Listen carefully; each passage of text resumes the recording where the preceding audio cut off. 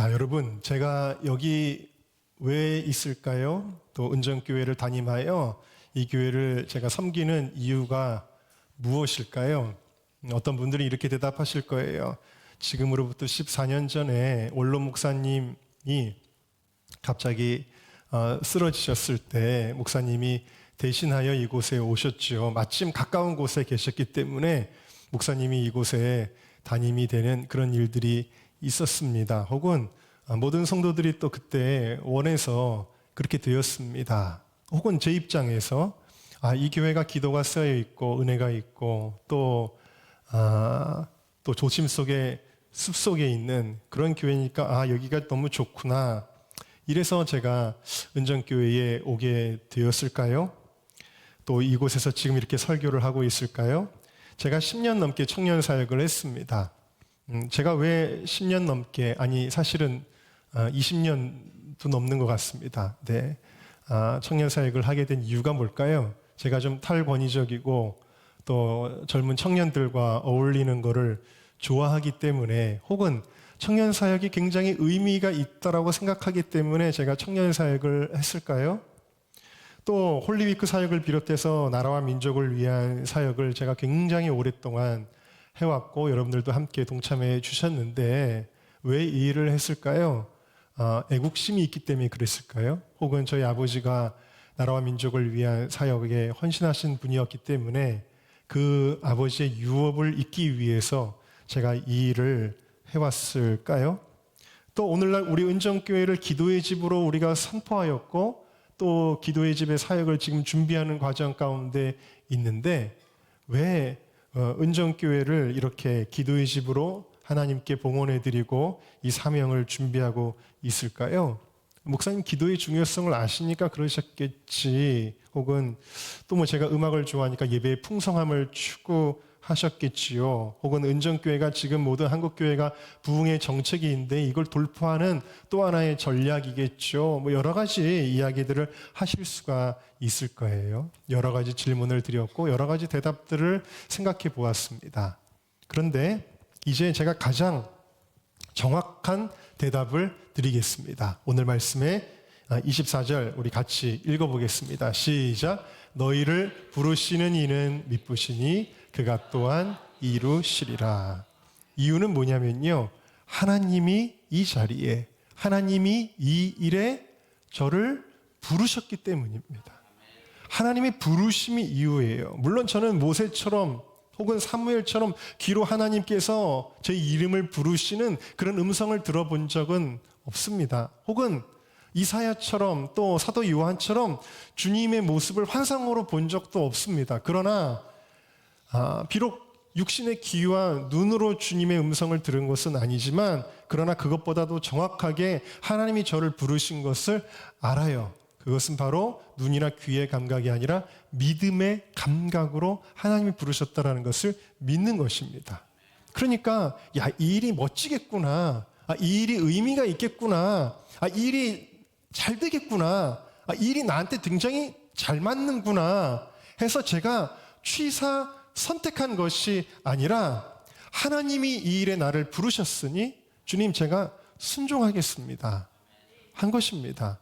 그러니까 믿음으로 본 자는, 믿음으로 들은 자는 어떻게 반응하냐면 순종으로 반응하는 거예요. 히브리서 11장 8절을 같이 읽습니다. 시작. 시작. 믿음으로 아브라함은 부르심을 받았을 때에 순종하여. 자, 부르심을 받았을 때 어떻게 한다고요? 순종했다라는 것입니다. 항상 저에게도 많은 길들이 있었죠. 갈림길들이 있고 선택해야 하는 일들이 많이 있었어요. 한 예를 들면 저는 98년도에 유학을 가려고 했습니다. 미국의 학교도 알아보고 내가 유학을 가서 박사가 돼서 나는 신학교도 세우고 이런저런 일들도 해야지 하는 저 나름대로의 계획들이 있었지만 그러나 그때 하나님은 저에게 그냥 남아서 사역하기를 원하셨어요.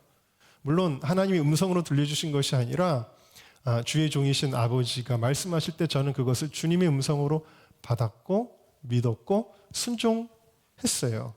제가 예전에는 음악을 좋아하니까 음악 목사가 되려고 한 적도 있었지만 역시 마찬가지로 하나님은 그 길은 제 길이 아니라고 말씀을 하셨어요. 자, 제 삶은 항상 저의 취사 선택이 아니었다라는 것입니다. 제 삶은 항상 하나님의 부르심에 대한 순종이었습니다. 여러분, 부르심은 굉장히 중요합니다. 왜냐하면 내가 부르심에 응답한 것이 아니라 내가 보기에 좋아서, 내 생각에 이것이 옳아서, 내 마음에 들어서 하는 취사 선택이라고 한다면 언제든지 어려우면 포기할 수 있고요. 언제든지 실증나면 내팽개칠 수 있는 것이, 그것이 바로 취사 선택이기 때문이에요. 그러나 부르심은 그렇지 않습니다. 부르심은 그런 것이 아니에요. 오늘 데살로니가 전서는 주님의 날에 대한 이야기인데, 지난 시간에도 우리가 읽었죠. 평강의 하나님이 친히 우리로 거룩하게 하시고 흠없게 보존하기를 원하시는데, 언제까지냐면 예수님이 강림하실 때까지. 이 부르심은 여기와 연관이 되어 있는 거예요. 다시 말하면 부르심은 언제든지 힘들고 어렵고 장애물을 만나면 놓아버리는 것이 아니라는 거예요. 부르심은 예수님이 오시는 그날까지 주님이 너 그 자리에 있어. 그러면 그 자리에 있는 거예요. 예수님이 오시는 그날까지 너 이거 붙들고 있어. 그러면 붙들고 있는 거예요. 아무리 힘들어도, 아무리 어려워도, 비바람이 몰아쳐도 내가 그 십자가를 붙들고 있는 것이, 그것이 부르심이기 때문에 부르심은 우리에게 굉장히 중요한 것이에요. 그러니까 저도 사역 이야기를 말씀드렸지만 이 사역을 하면서 힘든 순간들이 정말 많이 있었고요. 지금 생각해 보면은 내가 어떻게 그런 일들을 할 수 있었을까? 다시 하라 그러면 못할 것 같은 그런 일들이 너무 많이 있었습니다. 여러분, 왜 때로는 고난을 당하면서, 왜 때로는 억울하게 수모를 겪으면서, 또 그 어려운 문제를 돌파하려면 제가 잘하는 거 한 가지, 어려운 일만 생기면 돌파하는 방법, 금식이거든요. 수없이 금식을 많이 했어요. 금식하면서, 애통하면서, 재정 문제, 사람 문제, 여러 가지 문제들, 이런 것들을 통과하려고 항상 그 십자가를 붙들고 있었을까? 홀리익 할 때는 1년에도 수십 번씩 부산으로, 광주로, 대구로, 대전으로 전국을 발에 땀나게 그렇게 다녔을까? 그 이유는 무엇이에요? 부르심이라는 거예요. 부르심 때문에. 저는 분명히 믿었습니다. 수없이 힘든 순간들이 많았지만 그 모든 여정들을 다 감내할 수 있었던 것이 부르심에 대한 확신 때문이었고요. 때로는 그 부르심이 흔들릴 때도 물론 있습니다. 너무 어렵고 힘들고 그러면, 야, 이게 하나님의 뜻이 맞나? 이거 혹시 내가 하나님의 뜻이라고 착각하는 것은 아닐까? 하나님이 정말 나를 부르신 일이 이게 맞나? 이렇게 뭔가 좀 흔들릴 때마다 하나님은 기적 같은 간증들을 통해서, 국민일보에 제가 이제 홀리위크 사역하면서 겪었던 그 간증들이 쭉 10회로 연장되는데 그 10회 안에 담을 수가 없었어요. 너무 간증들이 많아서. 근데 그 간증들을 체험할 때마다, 하나님이 부르신 게 맞구나. 그거를 깨닫고 또 붙잡고 또 가게 되는 것입니다. 그래서 우리가 이 부르심을 따라 살아야 되는데요. 이 부르심에는 우리가 정말 목숨을 걸어야 됩니다. 왜냐? 우리가 목숨을 걸 만한 부르심인 이유는 우리를 부르신 분이 믿을 만한 분이시기 때문입니다. 자, 24절 다시 우리 읽어봅시다. 시작. 너희를 부르시는 이는 미쁘시니 그가 또한 이루시리라. 자, 미쁘신이라는 말을 잘 모르시는 분들이 계시죠? 세번역으로 한번 읽어볼까요? 시작. 여러분을 부르시는 분은 신실하시니 이 일을 또한 이루실 것입니다. 그러니까 이 미쁘신이라는 말은 헬라어로 피스토스라고 하는데, 피스토스의 뜻은 변함이 없다, 신실하다라는 뜻을 가지고 있습니다. 우리 하나님은 변하지 않죠. 우리 하나님은 신실하십니다. 여러분 생각을 해보세요. 이랬다 저랬다 하는 사람에게 예를 들면은 이런 거예요. 교회에는 항상 예배드리려면 반주자가 있어야 되잖아요. 근데 어떤 자매가 제가 반주할게요 했어요. 그런데 이 자매는요, 기분이 좋으면은 열정적으로 쳐요. 어떨 때는 막 찬양을 막 반주하면서 눈물도 막 흘려요. 그런데 기분이 탁 다운되면요, 안 나타나요. 안 나타나요. 예배를 드리려고 다 같이 묵도하심으로 주일날 예배를 시작하겠으면 땡땡땡 했는데 반주자가 없어. 왜 그러니? 그러면 저 오늘 기분이 좀 꿀꿀해서요. 자, 여러분, 이 자매는 하루에도 12번씩 마음이 변하는 자매란 말입니다. 이런 자매에게 반주자의 사명을 맡길 수 있어요, 없어요? 없죠. 제가 이성경 간사에게 반주를 맡기는 이유는 뭐예요? 믿을만 하니까. 안 변하잖아요. 네. 안 변할 거죠? 네. 아멘. 웃으면서 아멘. 안 변할 거잖아요. 네. 여러분 저 은정교회 이제 고만 다닐래요. 뭐 이런 거 안 하실 거죠, 여러분? 아멘 안 하시는 분이 딱 두 분이 계시는데 수상합니다. 여러분, 예수님 오실 때까지 은정교회 섬기실 줄로 믿습니다. 네. 근데 사람은 너무 변하잖아요. 사람은 좀 믿기가 어려워요. 그렇죠. 남자랑 여자랑 청년들이 사귀잖아요. 그러면 제가 청년 사역을 제가 20년 넘게 했잖아요. 20년이 뭐야? 30년을 했네요. 그런데 얼마나 많은 청춘 커플들을 제가 보았습니까? 근데 경험적으로 봤을 때 주로 형제들이 불안해해요. 이상하죠? 결혼하고 나면 이제 여자들이 불안해하죠. 남편이 뭐 잘못될까. 근데 결혼하기 전에는 보면 형제들이 그렇게 불안해해요. 그래서 예를 들면은 야, 우리 그냥 몰래 사귀자. 그랬는데 왜 몰래 사겨? 왜 공개 안 해? 이러는 게 주로 남자들이에요. 왜 그래요? 불안한 거예요. 이 여자가 또 참 마음이 바뀌어서 다른 형제한테 갈까봐 불안한 거예요. 그래서 묻습니다. 너 나 사랑해? 정말 사랑해? 영원히 사랑할 거야? 나랑 결혼할 거야? 정말 결혼할 거 맞아? 계속 물어봅니다. 왜 그럴까요? 사람이 자꾸 변하잖아요.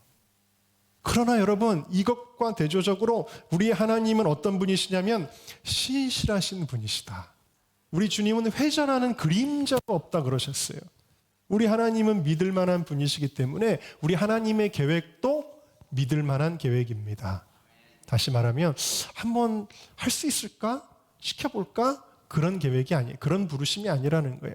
우리가 믿음으로 반응하고 순종하면 반드시 이루어지는 부르심으로 우리를 부르신다 라는 것입니다. 자, 히브리서 10장 23절 말씀 같이 읽어보겠습니다. 시작. 또 약속하신 이는 미쁘시니 우리가 믿는 도리의 소망을 움직이지 말고 굳게 잡아라. 하나님이 여러분들에게 약속하신 거예요. 부르실 때 내가 너를 쓸 거야. 내가 너를 선교사로 쓸 거야. 내가 너를 목사로 쓸 거야. 내가 너를 충성된 일꾼으로 쓸 거야.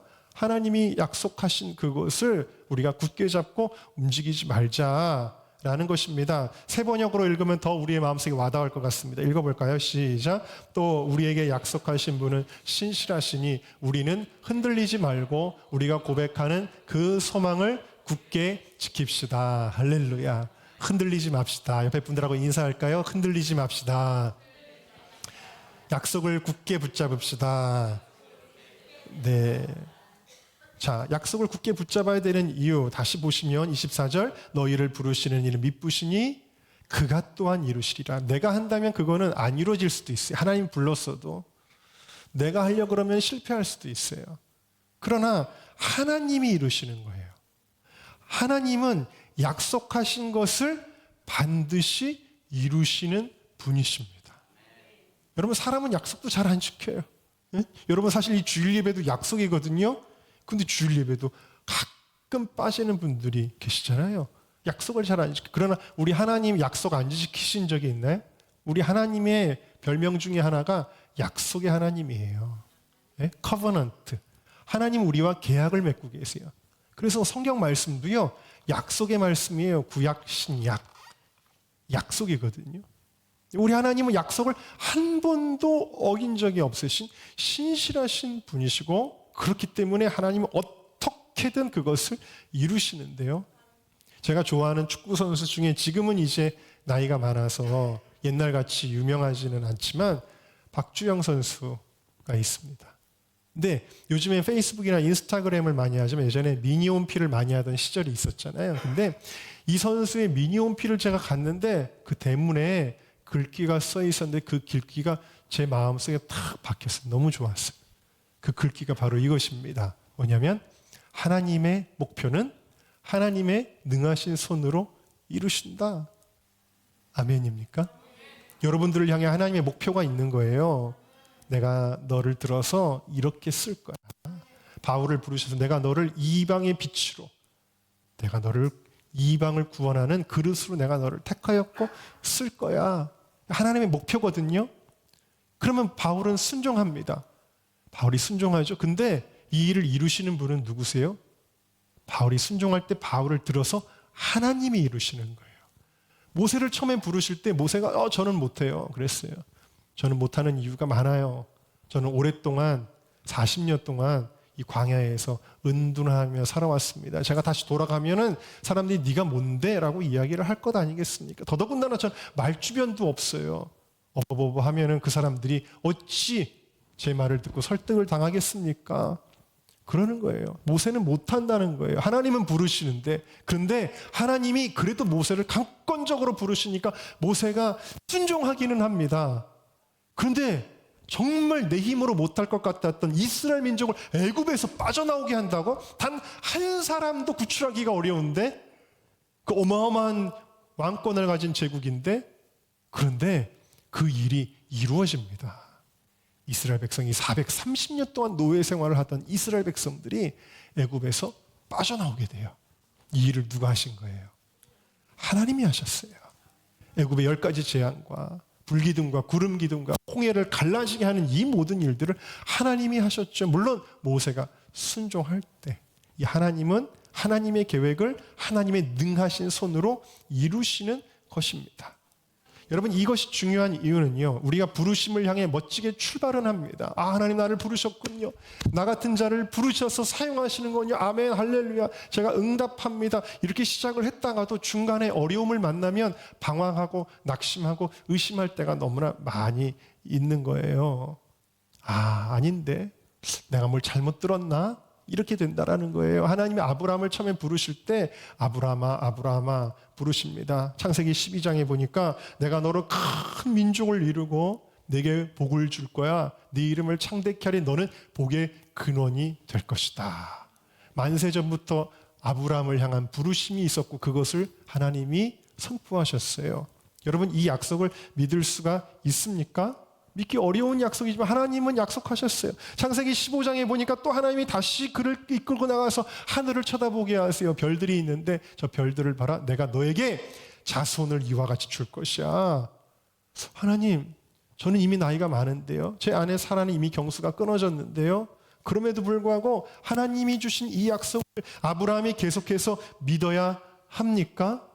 아브라함도 물론 처음엔 믿었어요. 그래서 그것을 의로 여기셨다라는 그 믿음의 인증도 받았어요. 그러나 세월이 지나는데 1년이 지나도 2년이 지나도 5년이 지나도 10년이 지나도 15년이 지나도 아무 일이 생기질 않아요. 오히려 몸은 더 늙었죠. 현실은 더 소망이 없어졌습니다. 현실이 너무 아니니까, 약속에서 너무 멀어지니까 그 약속을 의심하게 되고 혹은 다르게 해석하는 거예요. 우리 부부를 통해서 주시는 것이 아닌가 봐. 종을 아들 삼는 거 아니야? 혹은 하가를 통해서 아들을 낳게 하는 건가? 이런 방법이었는데 우리가 여태까지 몰랐나? 하나님의 약속을 의심하기도 하고 다르게 해석하기도 하는 현실에 맞춰서. 그래서 하갈에게서 에서를 낳았죠. 그것은 부르심에 대한 의심 때문이었어요. 확실한 믿음을 잃어버렸어요. 그러나 우리 하나님은 어떻게 하셨습니까?